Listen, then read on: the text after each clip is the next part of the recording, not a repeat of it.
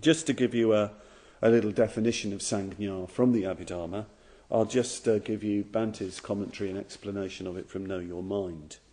The term samjna, perception, the term samjna, often translated as perception, is often translated as perception, but in fact it refers to a certain phase within the process of perception, which involves an act of cognition, a sort of mental labelling that arises in dependence upon sense perception of an object. So samjna is perception, but perception of a particular kind. It's not perception of something, but perception that something is this or that. One perceives the characteristics of an object and then makes a judgment based on pre-existing conceptions, labels or names as to what those characteristics represent. We could spend the rest of the talk looking at that, but I'm not going to do that. I just want to give you an impression of what samjna is. So, say we see colour, particular combination of colours, particular form, and we quickly label flower. Because in the past, those particular colour, shapes, forms were recognised as a flower. And we'll work it up with all sorts of labels that it's this kind of flower and not that kind of flower and so on. This happens, of course, very quickly. And all sorts of other mental functions can be involved. It can not necessarily sight. The other day I was walking along with somebody and suddenly there was a wonderful smell. And I immediately had an image in my mind of a hyacinth. And I looked around and lo and behold, there was a hyacinth. So that scent, immediately there was a whole, recognition and labelling and categorisation, a going towards, a seizing hold of. This is going on all the time, of course, on all sorts of levels. It's the way we establish ourselves, the way we orientate ourselves, labelling, naming, in the broadest sense. This is a basic human function. And indeed, in early Indian thought, the basic kind of human analysis was into what they called nama rupa. Rupa meaning form, sense experience, feelings about that. And then nama simply means name. The whole naming, labelling process. Find nama rupa a distinction in early Indian traditions, and you can see how it's related to sort of some of myths like Adam naming the beasts, naming his world. Well, it's a sort of myth of nama rupa, if you like. So name and form, the Buddha seemed to have taken over, taken up this basic framework, and he and his followers kind of analysed nama into 4 different mental processes: feeling, perception, volition, consciousness. So those 4 plus rupa make up the 5 skandhas.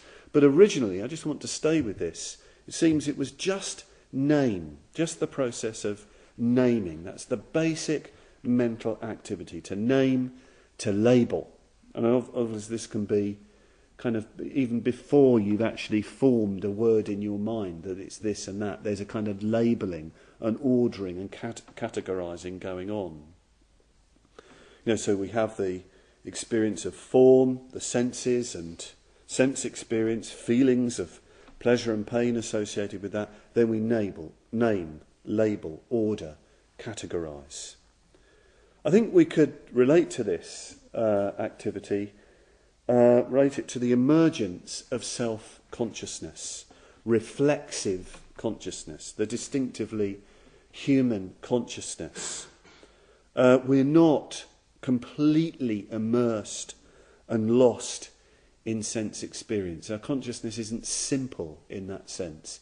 It isn't a matter of just being immersed in the senses and just, responding with aversion and attraction and aversion, just instinct.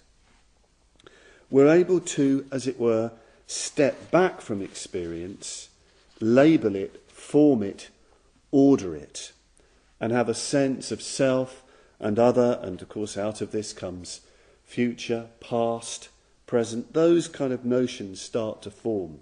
They're all in the emerging from self-consciousness, reflexive consciousness. I'm here, you're there. We're distinct. We name, we label, we order our experience, we orientate ourselves. This is actually incredibly important and precious and valuable. Human growth and development would be impossible without it. We really would be beasts without it.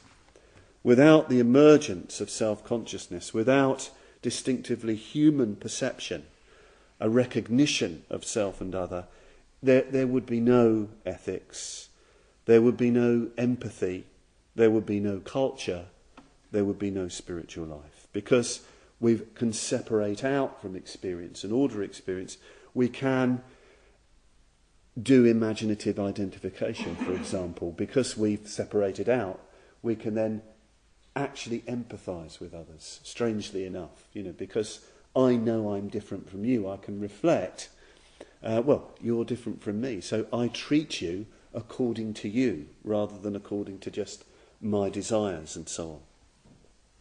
So we have to be careful when we read things in Buddhist texts like no perception of, or no self, no perception of a self.